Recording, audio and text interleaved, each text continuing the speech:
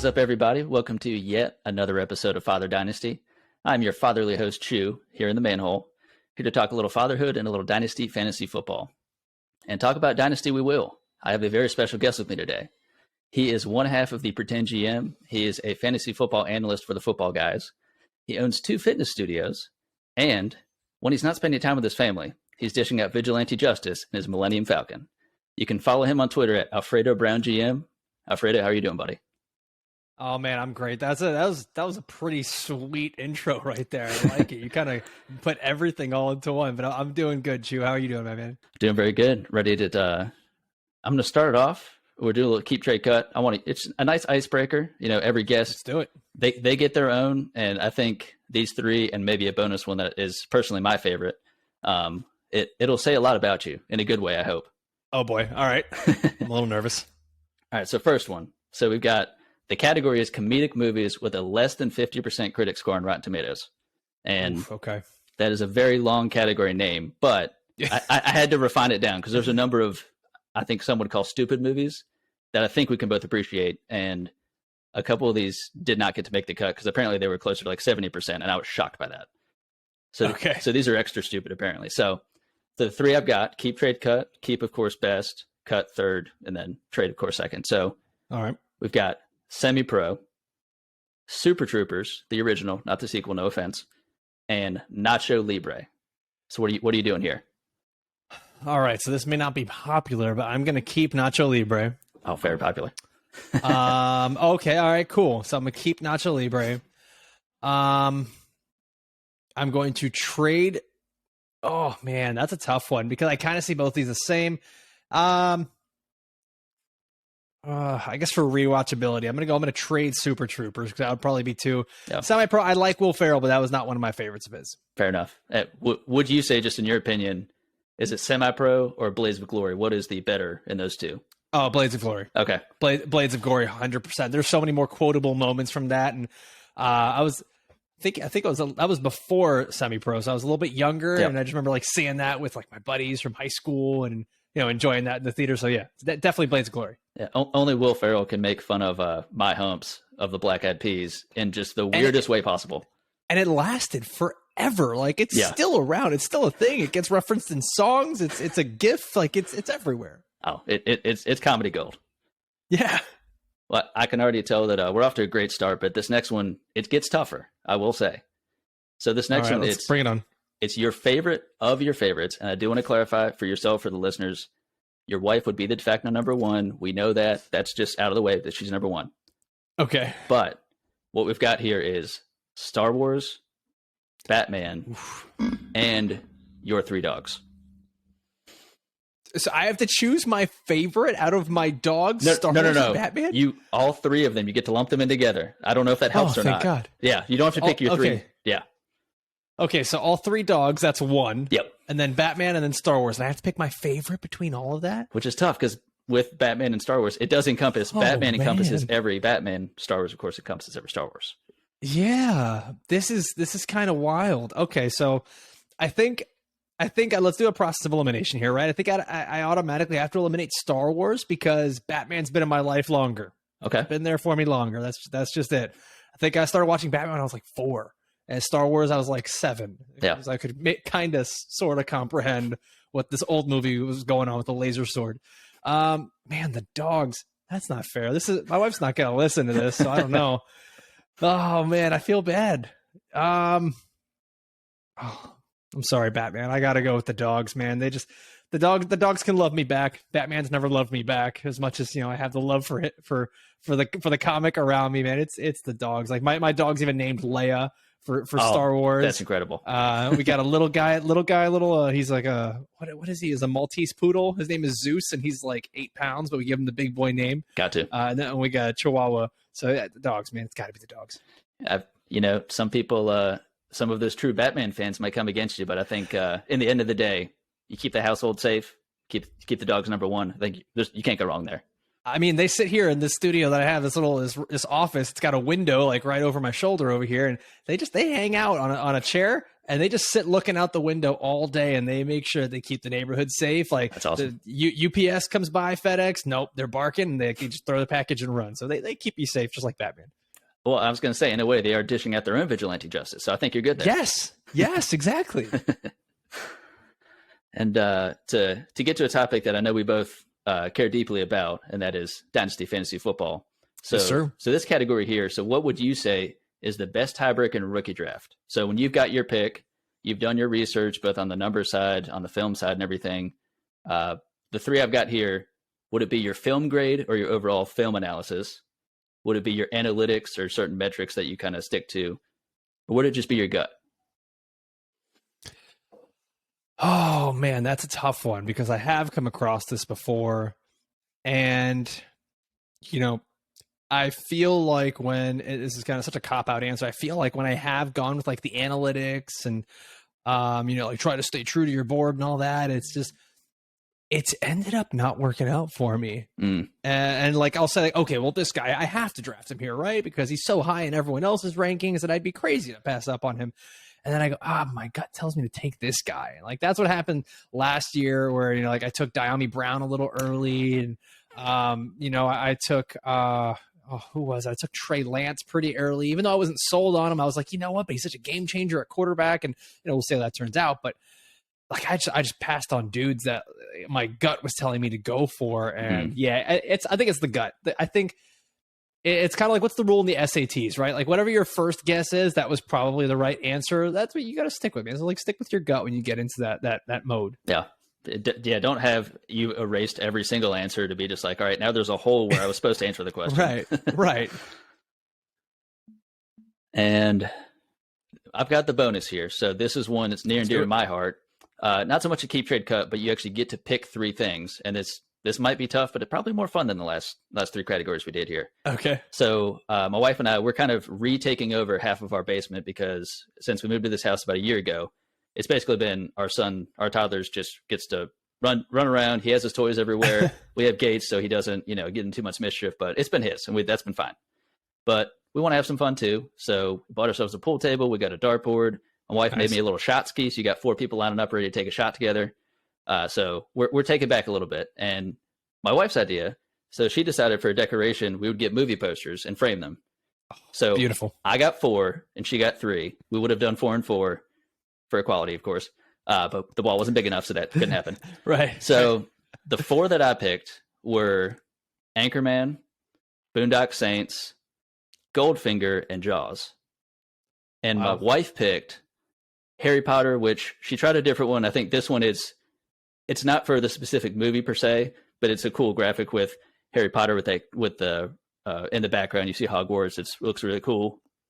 We've also got Mean Girls, and she's got Pretty Woman. So for you, if there was no veto, again, for your wife to be able to say like that's a terrible idea, what would be your 3 movie posters that you would want, say in your office or wherever you put them?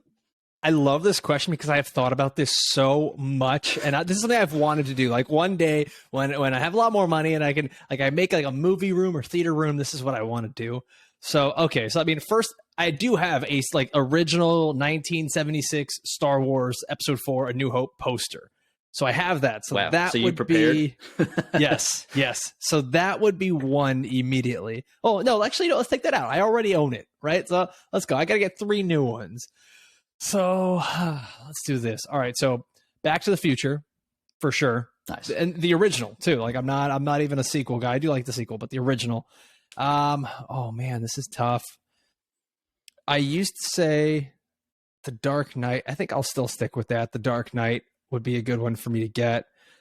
And oh man, I've totally had these written down. And now that like I'm on camera and you asked me this, and I'm freaking out a little bit, man. Oh gosh, I feel like I'm missing like a really big one for me. It might be like Lord of the Rings or something like that, or like my wife and I. This is a really random movie for both of us to really like. Rush Hour 2, like out of nowhere, it's better than the original. Yes, it is. It's one of the few sequels that's great, and like it's one of the weirdest things when we met each other. We both had this very just odd love of this movie that we could quote the whole thing. And we both had a moment. I remember we were dating for maybe like a month or two, and it was like, hey, you want to watch this? She's like, I love that movie. We threw it on, and I was like, I'm gonna marry you. And that was it. It's like that movie holds a special place in my heart. Oh, that's incredible. And it's that was one thing too when we were trying to look at those reels. Well, it could be a movie we like, but it could be the movie poster is maybe not that visually appealing.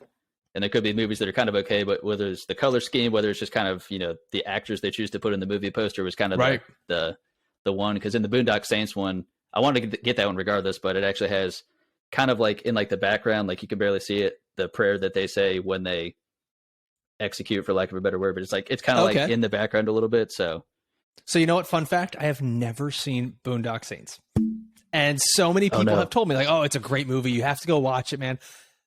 I've never, like, I grew up never watching it, and then now that I'm married, I mean, like, I'm sure it's like you don't get a lot of opportunities to go and watch a movie by yourself. Yeah. So like that's not happening in my house. My wife, anytime I offer it, she's like, "Nah, I'm good." Yeah. So, that's not going to make it in the rotation. No, man. So like I'm missing out on Boondock Saints. Well, fair enough. I actually just found out when we were getting the posters, my wife had told me she'd never seen Jaws. So that's crazy. I feel like I guess it's crazy that I haven't seen Boondock Saints, right? But like there's just certain movies that are classic. I feel like anything that was a ride at Universal Studios, you should have seen. Yeah. Like that's the rule, right? That's a fair rule. I like that. Well, I think what do you say? You're loose? Are you ready to go? Get to dive into a little background, a little Dynasty fantasy football? Let's do it, man. Let's do it. So I know your background. You were a scout at FIU, 2012 to 2013. Seen the likes of, actually at the time, so it was T.Y. Hilton, 2020 and 2012, Johnny Smith, 2017. I know it was a bit after that, but how was your experience as a scout? How has that kind of formed your process as a fantasy analyst? So that's a great question, because I honestly haven't even thought about that much. So that's a good question. I really feel it's been cool to kind of see how it's the same but just so different, right? Like when you're a college scout, the first things that you're looking for is, I always talk about players as being almost kind of like entrees for a menu, right? And like their skill set are the ingredients that kind of build up that entree. And if those ingredients get put in the hands of a good chef, then okay, you've got a good entree, and you can build a whole menu, and your team's like the restaurant. So yeah, it's really a convoluted little metaphor there, but it works. And so the difference is like, when you're scouting, you can just be like, all right, this guy's big, this guy's fast, he's got stuff we can't teach. When we bring him in here, we trust our coaching staff to take care of this. It's not the same in fantasy. Like you can have the Treylon Burks and the Drake Londons and the guys that are big, fast, and do all the right things, and they look great on film, they look great on paper. If they go to the wrong team, like there's so many intangible things that you can't factor in. And I think that's been the biggest difference, is going from that scouting world to fantasy and realizing like, okay, it doesn't matter if I like the guy. If he goes somewhere that it's not going to be conducive to him being successful, I really have to consider that. And so the biggest thing has just been to be fluid and to be able to change and kind of not necessarily live in the gray area, but understand that there is a much bigger gray area in fantasy football than you might believe in real football when bringing in a player.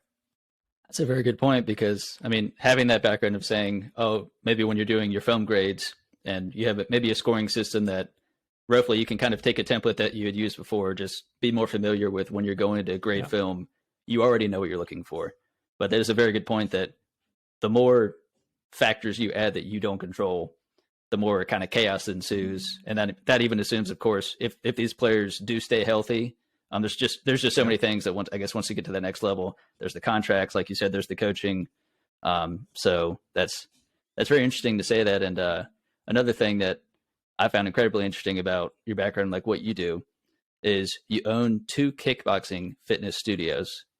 And I'd always wondered, for people that own a business, is it you've always wanted to own a business and it just became that?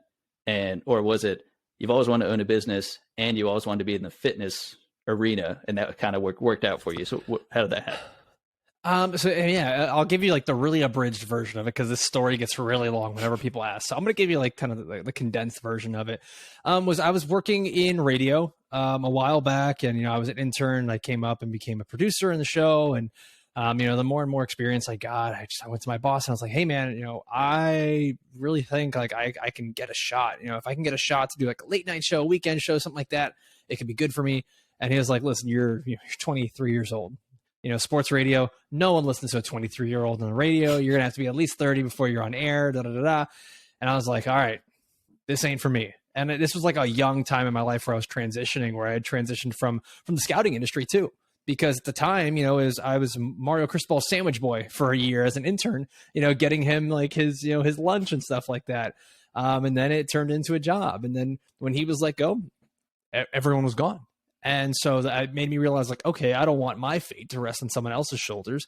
I went out of that, did the radio thing, realized like, okay, there's a glass ceiling here that's a little ageist. At the time I had the opportunity to get into the family business and, got to work with my dad for a little bit. And we had such an interesting relationship where my parents had been divorced almost my whole life. And then they got back together when I was 21 years old. And like, that was the craziest thing. And so when like I had known my dad for 2 years and he's like, okay, so you want to come work with me? And I was like, this is so cool. All right. Yeah, I get to go work with dad. And so I got to learn, a lot about business and, we were able to build up a business and my wife and I were both working with it. And we kind of, as we were doing it, it was successful, but it wasn't something that we were passionate about. And we both, kind of convinced them like, we should sell this. We should sell this. We're not as happy with it. You should retire at the age that you're at. And, let's move on to something else. And we kind of found that one of the things that we struggled with was our fitness because, when you're working that 9 to 5, like you can't find something that you enjoy. I wanted to do something differently. Like I was a football player in high school. So I was like, okay, I can go do my weightlifting regiment that I had back then and, and still work on all the agility stuff. And, we tried a whole bunch of different things. And, one day she just comes to me and she's like, hey, I found this kickboxing studio and it's really cool. Like I can go whenever I want. There's no class time. It's unlimited. It's awesome. And I was like, okay, cool. Enjoy it. And then she's like, no, you got to come try it out. And I was like, all right, I'll try your ladies kickboxing thing, whatever. And I went there and it just kicked my butt, man. And it's a great franchise. I had no problem sharing. It's a 9-round fitness franchise. And, there's over 700 locations worldwide. It's an awesome business venture that we got to get into. And we have 2 down here in South Florida. One of them actually was in the top 20 amongst all of the locations in the world back a couple of years pre-COVID, and everything's changed since then. But, it was really cool. Like I had been a football coach in the past, so coaching people up like with fitness and kickboxing kind of came naturally to me. And, with like the radio background, I was able to talk to people. So the customer service side came to it. And so it ended up just being a lot of fun. It's been a really fun venture. We still have our locations and, everything's starting to get a little bit back to normal now post-COVID. But listen, man, I tell you, 10 years ago, this is not at all where I thought I'd be. Not at all. That's incredible. I mean, that's an incredible story. I don't know when I was thinking of this question, what I expected the answer to be, but I love that was, I gave you everything. You don't necessarily know where, you don't, like you said, 10 years ago, you never would have thought that's where it would have been. But I mean, it sounds like everything kind of by step, it kind of just connected itself to where you are today versus being thrust into it, not wanting to do it. It sounds like you kind of made things happen for yourself and for your wife and for your family. And it sounds like it turned out pretty well. And congrats to you. It sounds awesome. Yeah. Thank you, man. I appreciate that. Absolutely. And speaking of Florida. Oh boy. Yeah, I know. A Dolphins fan through and through. I will not bore you with, there it is. That's beautiful. I got you, man. Always. I will not bore you with repeating every single offseason acquisition. I have them all written out, but I will not bore you with that. But what an offseason to be a Miami Dolphins fan. Unbelievable. Yeah, man, it's been exciting. But like our hearts are so guarded. I remember being excited when we drafted Ryan Tannehill and we signed Mike Wallace and we've gotten Ndamukong Suh, and then we still sucked. So I think I'm ready to get hurt again, to quote Michael Scott. But man, I'm nervous. I'm a little nervous. I will say honestly, a number of players that I think are going to be great for the team, certainly, but one of my favorite things that they did was getting McDaniel. I think that if you bring in a guy that you truly believe in and allow him, at least I assume he had much to do with a lot of players that they got, because he's truly just rebuilding the 49ers offense and system in that image. And I know the whole thing through Twitter of the next Debo is insert the blank. Yeah. Yeah. I'm sure that can be a bit exhaustive, but I mean, the closest thing in terms of his opportunity and the offense he's going to be in is honestly probably Tyreek Hill. And also people will usually say, who's the next Tyreek Hill? Probably no one, to be fair, but I think he's in an incredible position to thrive in that Miami offense. And yeah, would you say, what was a move that stuck out to you that was maybe the biggest needle mover for the team in 2022? Man, I mean, I would have said Mike McDaniel, like a non-player move, because it's been such a shift in the philosophy of the team, and just outright saying we're going to commit to Tua Tagovailoa being the quarterback. He's a starter. Listen, whether he's the long-term answer or not, if you're going to do something, you should commit to it at least for the time being.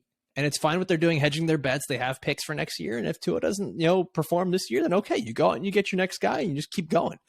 I mean, if there's no way I can look at the roster and the offseason moves and not say that Tyreek Hill changes the team entirely. I mean, Jalen Waddle's already so great. I love the fact they franchised Mike Gesicki. And don't get me wrong, Teron Armstead is a really close second, and you're kind of revamping that offensive line. I don't think they're done with that offensive line. They still have to do a little bit more. But yeah, man, I mean, it's how often does it happen where you go and trade for one of the top skill guys in the league?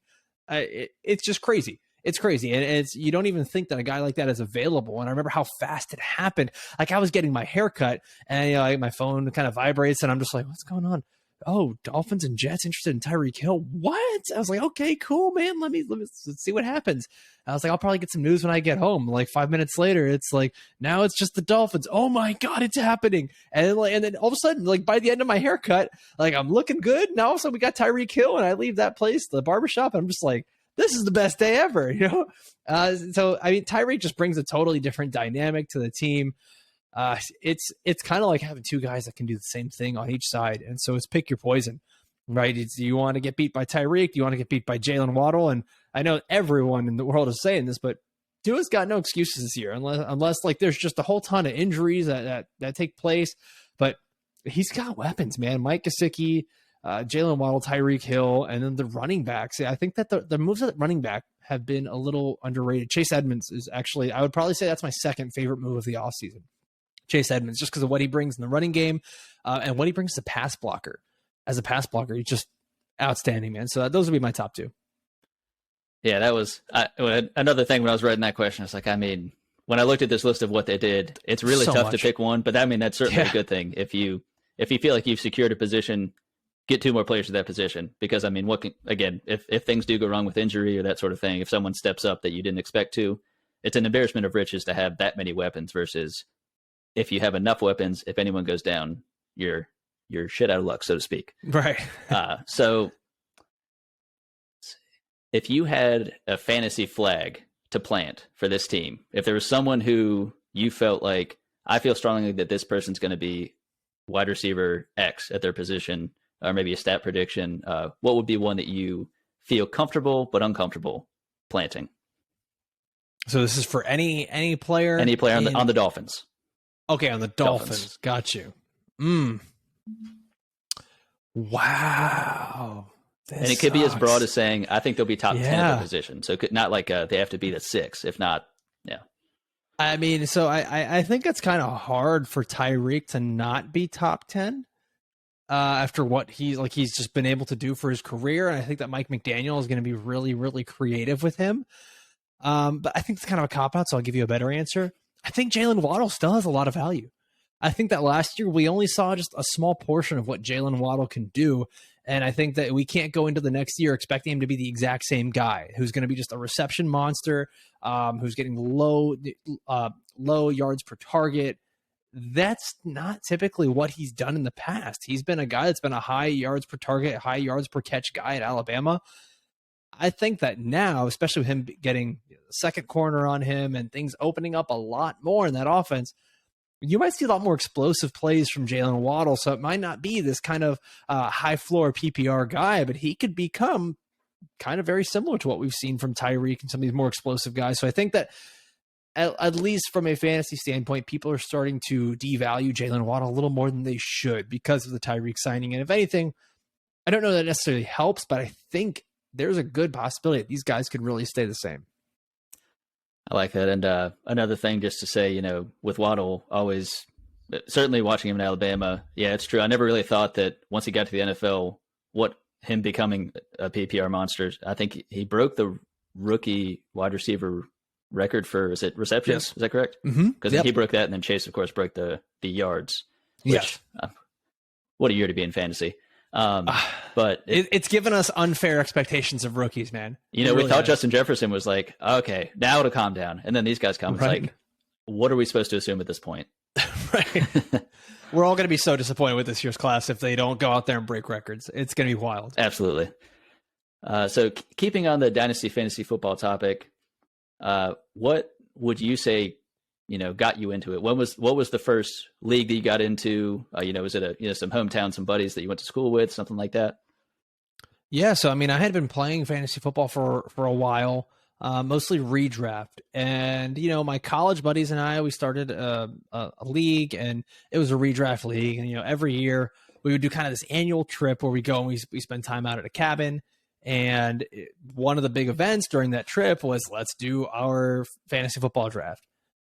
And then one year it just didn't happen.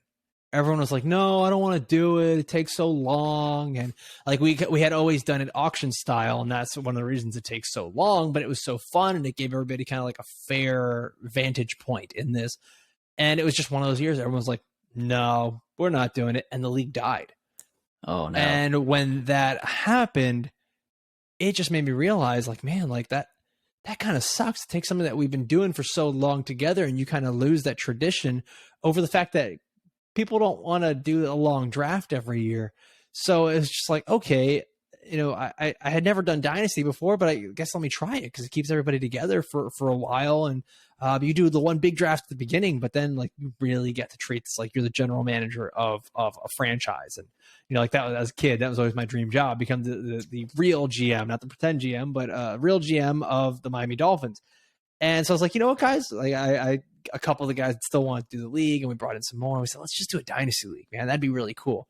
And they're like, okay, sure, let's try it. And this was COVID. Nobody had anything to do. We were all in quarantine. Everyone was locked down. We're like, let's just try Dynasty League. And we got into it. And man, it was one of the coolest experiences. It really was. And, you know, just to be able to get into that and start seeing the correlation between redraft fantasy football, Dynasty fantasy football, my scouting background, and then just, you know, everything that goes into kind of like building a team. Even like, you know, if you've even played a video game and you played Madden, like you understand like how to build your team, right? And so it was a really cool concept to me that I just fell in love with. And, you know, from there, just kept playing Dynasty football. So I'm not one of those guys that says like, oh, I've been playing since, you know, when fantasy football was done on newspaper. Like, no, not like that. But it's a fairly simple concept to understand. Also, do you have a name for the old man character? Oh, I don't, but I really need to have one. Maybe a Reginald or something like that. Oh, I like that. Yes, Reginald. That's perfect. I like it. Well, that's one thing that you were talking about with Dynasty. You know, it is funny how that's the simplest way to look at it, but even a very interesting way in terms of saying this is a whole thing every year. We have to. I love that, by the way, that you were able to actually get together for as many years as you did to literally go to a cabin and say, all right, let's let part of this be that, which it kind of makes me think a little bit of the league. I know that they kept getting more glamorous, of course. They're like, hey, let's get Ocho Cinco. Like it got a bit absurd at a certain point. But I love that idea, and I've never done an auction, but I mean, I can certainly see how that truly keeps everyone invested in terms of as you're drafting, tracking everything there. But man, listen, if you do try one, try it. Try an auction draft, especially if you can do it live with people, not like in the apps and stuff like that. You do it live, man. Especially like if you're hanging out with a bunch of buddies, maybe you have like a drink or two or something like that, and everyone just like, it's like, okay, Tyreek Hill going once, going twice. It was like $50, and you're just like, oh, and like everyone just starts to like go back and forth. Man, it's a lot of fun. It's really great. Well, I like that because now that I'm thinking, most of my friends, you know, we're in different leagues together. We've had one going for I think over 10 years. We just redraft one, but we're a bunch of degenerates. So I can just see the thought of like we're just all just like waving our hands and just kind of tackling each other, trying to get the next person. Yep. So I like that. And you kind of mentioned it, talking about everybody wants to be a real GM, but instead will be a pretend GM. Great plug that you did there, because what sparked the inception of the pretend GM with Vig?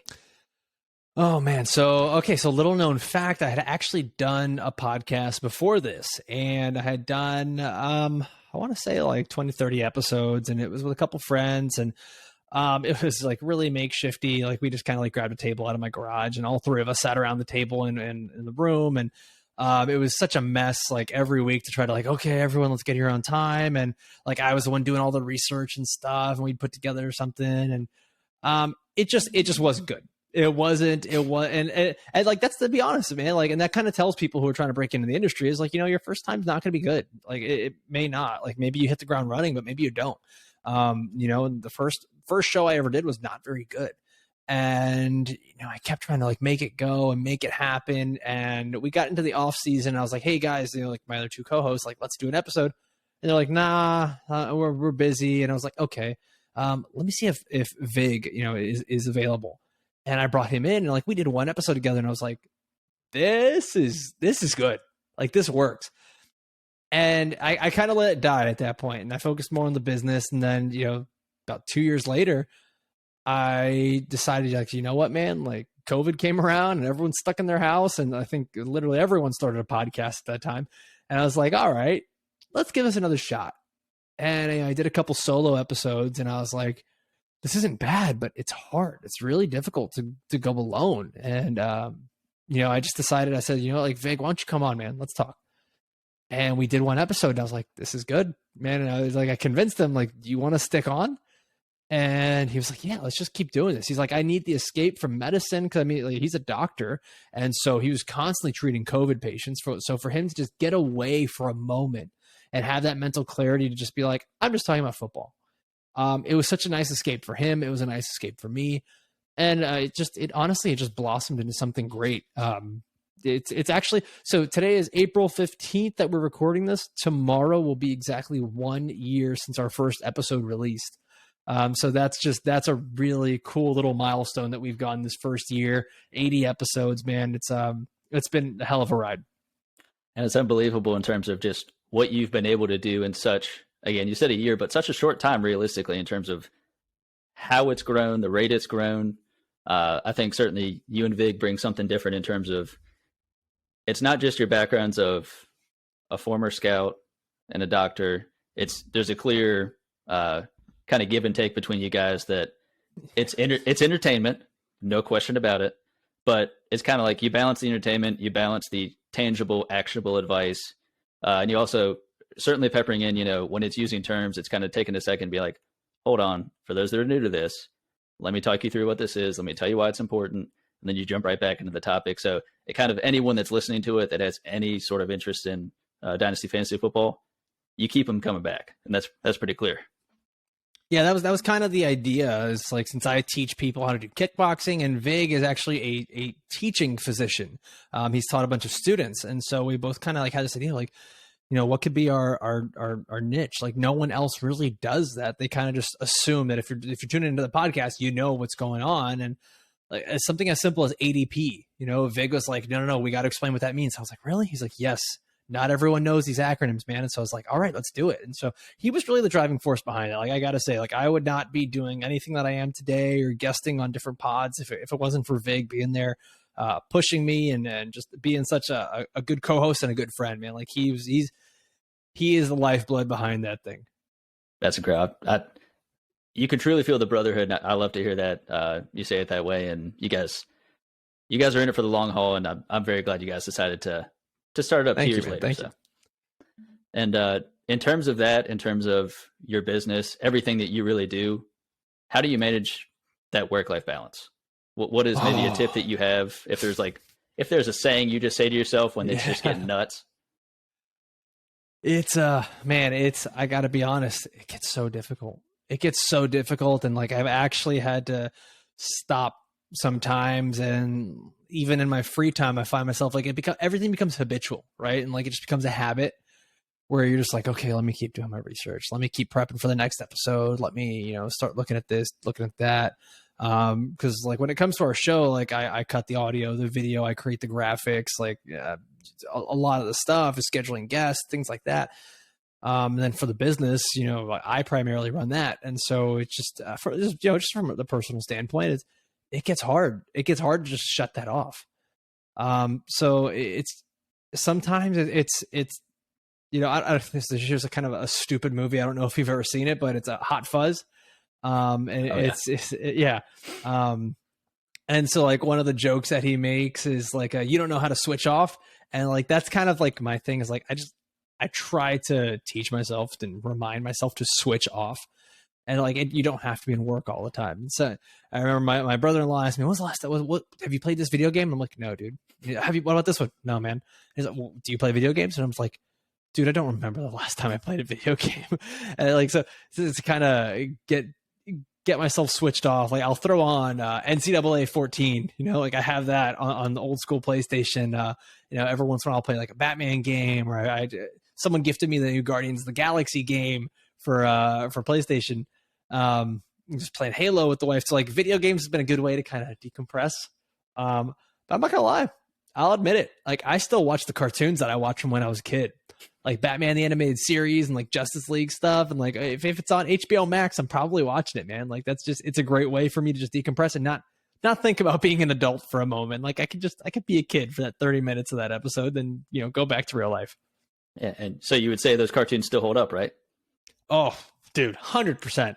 100%. Like if anyone tells you otherwise, they're fooling themselves. I'm talking like a lot of the cartoons that I watched from when I was a kid. Like, it's Batman, Superman. I went back and watched the Pokemon series. It's a little corny, but it still holds up. Dude, yeah, it all holds up, man. It's great. Absolutely. Well, you certainly have had a lot of success in this year, but what would you say is your best tip, your go-to tip for someone that's getting into the fantasy football space, creating that content? What is something that maybe a skill set or something a process that you've learned that you feel could be something applicable for somebody like that? Yeah, that's a great question. I don't think it's ever as simple as just like one thing. So like if there's someone listening that's really considering this, actually go to my Twitter at Alfredo Brown GM, and it's actually the pinned tweet that I have there of how the Pretend GM show grew over this short period of time, and what are kind of the things that help you distinguish yourself from others. And man, I think that I'll make this like kind of an all-encompassing thing. It's to never settle, right? Like to never settle with what you have and be like, okay, that's good enough. If you get to a point where you look at whether it's like your setup, your audio, your topic, your guest, the way you did anything, and you go, that's good enough, then it probably wasn't. And you got to think about that as a consumer, am I going to enjoy something that was just good enough? Like think about how many podcasts are out there and how many content creators are out there and YouTube, stars and writers that are doing stuff that's just good enough. So if you think it's just good enough, then it probably isn't. And so, really put your best foot forward in this. And if you're going to jump into it, understand like it is a lot of time, it is a lot of effort. And you gotta go a little bit more than just good enough. Make it really, really good, so it's something that people will want to come back to, not just something that someone will listen to once and be like, okay, that was a cute little show, and they never subscribe, they never come back. So don't fall into the it's good enough type thing. If you want to make it more than a hobby, you got to treat it like more than a hobby. And so that's the best advice I can give to someone getting into it. That's a great piece and a very good point in terms of it's tough to pick one necessarily, but like you're saying, if it's learning a new skill set, once you've learned that one, could you improve that? Could you add another skill set? It's something where if everyone else is always evolving, if everyone else is waking up and trying to do better, then why shouldn't you? And certainly with the number of people that are in the space, I mean, on a daily basis, what sets you apart? And it could be something like with what you and Vig do of adding that nuance of, you guys know each other. So there's that flow to it. But there's also, you take a second to explain some certain things. You have actionable advice, but it's not just numbers. It's something relatable that people can use. So very good piece of advice. Thank you, man. Appreciate that. Well, I'll let you get off to date night here, but the guest always gets the final word. So you get a plug, you get a quote, whatever you're feeling right now, let the people know about it. All right, cool, man. Yeah, thank you. So Pretend GM, we actually recorded our episode yesterday. Yeah, yesterday. That'll be coming out on Monday. I'm not sure what day that is, but after the Easter weekend, and we're finishing up our rookie wide receiver ranks. So we're gonna be doing the wide receiver tier 2 of our rookie ranks. And if you play Dynasty, man, like it's right now is rookie season. Like that's what's going on. It's all about the rookies, your rookie draft, understanding how to value these guys before the NFL draft. So we just did that. We put that together. We're normally a short show, about 25 minutes max, and both of these episodes for the wide receivers have been 45 and 40 minutes, so they're jam-packed with stuff. It's really, really great info. The two of us came together to put something that we're really proud of. So that's our next big thing that's coming out. We're going to have some guests coming on pretty soon, some big guests. We don't do it that often, but we're going to have some big-name guests coming on. So, check us out wherever you get podcasts, The Pretend GM. For myself and my co-host, Dr. Big. Alfredo, well, thank you very much. This was an incredible podcast. I appreciate you coming on and talking a little background, talking a little Dynasty, and doing a little Keep Trade Cut. Kept you on your toes. Yeah, absolutely, Chew. Thank you for having me, man. Thank you, buddy.